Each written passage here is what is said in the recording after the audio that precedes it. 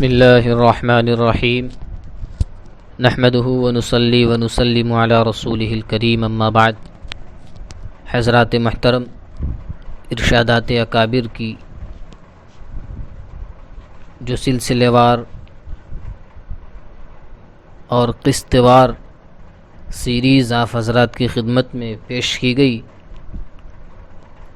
اس کی ایک اہم کڑی آج آپ کی خدمت میں پیش کر رہا ہوں، سماعت فرمائیں۔ حضرت تھانوی رحمۃ اللہ علیہ کا اعلان۔ چنانچہ حضرت تھانوی رحمۃ اللہ علیہ کے معمولات میں یہ بات لکھی ہے کہ آپ نے یہ عام اعلان کر رکھا تھا کہ کوئی شخص میرے پیچھے نہ چلے، میرے ساتھ نہ چلے، جب میں تنہا کہیں جا رہا ہوں تو مجھے تنہا جانے دیا کرو۔ حضرت فرماتے کہ یہ مقتدیٰ کی شان بنانا کہ جب آدمی چلے تو دو آدمی اس کے دائیں طرف اور دو آدمی اس کے بائیں طرف چلیں، میں اس کو بالکل پسند نہیں کرتا۔ جس طرح ایک عام انسان چلتا ہے اسی طرح چلنا چاہیے۔ ایک مرتبہ آپ نے یہ اعلان فرمایا کہ اگر میں اپنے ہاتھ میں کوئی سامان اٹھا کر جا رہا ہوں تو کوئی شخص آ کر میرے ہاتھ سے سامان نہ لے، مجھے اسی طرح جانے دے، تاکہ آدمی کی اپنی کوئی امتیازی شان نہ ہو، اور جس طرح ایک عام آدمی رہتا ہے اس طریقے سے رہے۔ حضرت تھانوی اور تعبیر خواب۔ حضرت تھانوی رحمۃ اللہ علیہ سے بہت سے لوگ خواب کی تعبیر پوچھتے کہ میں نے یہ خواب دیکھا، میں نے یہ خواب دیکھا۔ حضرت تھانوی عام طور پر جواب میں یہ شعر پڑھتے کہ نہ شبم نہ شب پرستم کہ حدیث خواب گویم، نہ شبم نہ شب پرستم کہ حدیث خواب گویم، من غلام آفتابم ہم ز آفتاب گویم۔ یعنی نہ تو میں رات ہوں اور نہ رات کو پوجنے والا ہوں کہ خواب کی باتیں کروں۔ اللہ تعالیٰ نے تو مجھے آفتاب سے نسبت عطا فرمائی ہے، یعنی آفتاب رسالت مآب صلی اللہ علیہ وسلم سے، اس لیے میں تو اسی کی بات کہتا ہوں۔ بہرحال خواب کتنے ہی اچھے آ جائیں اس پر اللہ تعالیٰ کا شکر ادا کرو، وہ مبشرات ہیں۔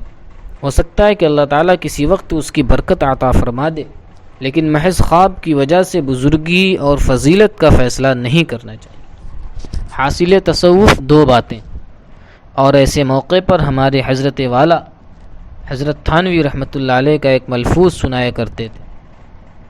حقیقت میں یہ ملفوظ یاد رکھنے بلکہ دل پر نقش کرنے کے قابل۔ حضرت تھانوی رحمۃ اللہ علیہ فرمایا کرتے تھے کہ وہ ذرا سی بات جو حاصل ہے تصوف کا یہ ہے کہ جس وقت کسی طاعت کی ادائیگی میں سستی ہو تو اس سستی کا مقابلہ کر کے اس طاعت کو کرے، اور جس وقت کسی گناہ کا داعیہ تقاضا پیدا ہو تو اس داعیے تقاضے کا مقابلہ کر کے اس گناہ سے بچے۔ جب یہ بات حاصل ہو جائے تو پھر کسی اور چیز کی ضرورت نہیں، اسی سے تعلق مع اللہ پیدا ہوتا ہے، اسی سے مضبوط ہوتا ہے اور اسی سے ترقی کرتا ہے۔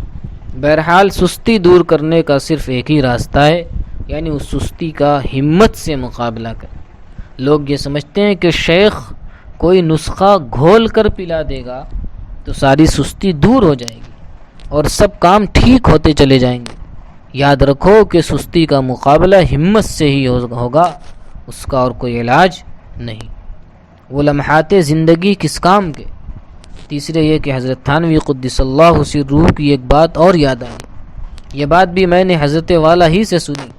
فرمایا کہ جب حضرت والا مرض الوفات میں بیمار اور صاحب فراش تھے اور ڈاکٹروں نے آپ کو ملاقات اور بات چیت سے منع کر رکھا تھا، ایک دن آپ بستر پر آنکھیں بند کیے لیٹے تھے، لیٹے لیٹے اچانک آنکھ کھولی اور فرمایا کہ مولوی محمد شفیع صاحب کہاں ہیں، ان کو بلاؤ۔ مولوی محمد شفیع صاحب سے مراد میرے والد ماجد ہیں۔ حضرت والا نے میرے والد صاحب کو احکام القرآن عربی زبان میں تالیف کرنے پر لگا رکھا تھا۔ چنانچہ جب والد صاحب تشریف لائے تو ان سے فرمایا کہ آپ احکام القرآن لکھ رہے ہیں، مجھے ابھی خیال آیا کہ قرآن کریم کی فلاں آیت سے فلاں مسئلہ نکلتا ہے، یہ مسئلہ میں نے اس سے پہلے کہیں نہیں دیکھا، جب آپ اس آیت پر پہنچیں تو اس مسئلے کو بھی لکھ لیجئے گا۔ یہ کہہ کر پھر آنکھیں بند کر کے لیٹ گئے۔ اب دیکھیے کہ مرض الوفات میں لیٹے ہیں مگر دل و دماغ میں قرآن کریم کی آیات اور ان کی تفسیر گھوم رہی ہے۔ تھوڑی دیر کے بعد پھر آنکھ کھولی اور فرمایا کہ فلاں صاحب کو بلاؤ۔ جب وہ صاحب آ گئے تو ان سے متعلق کچھ کام بتا دیا۔ جب بار بار آپ نے ایسا کیا تو مولانا شبیر علی صاحب جو حضرت کی خانقاہ کے ناظم تھے اور حضرت والا سے بے تکلف بھی تھے، فرمایا کہ حضرت ڈاکٹروں اور حکیموں نے تو بات چیت سے منع کر رکھا ہے، مگر آپ بار بار لوگوں کو بلا کر ان سے بات کرتے ہیں، خدا کے لیے آپ ہماری جان پر تو رحم فرمائیں۔ ان کے جواب میں حضرت نے فرمایا کہ بات تو تم ٹھیک کہتے ہو، لیکن میں یہ سوچتا ہوں کہ وہ لمحات زندگی کس کام کے جو کسی کی خدمت میں صرف نہ ہو۔ اگر کسی کی خدمت کے اندر یہ عمر گزر جائے تو اللہ تعالیٰ کی نعمت ہے۔ اللہ تعالیٰ عمل کی توفیق عطا فرمائے، آمین۔ سبحان ربک رب العزت عما یصفون۔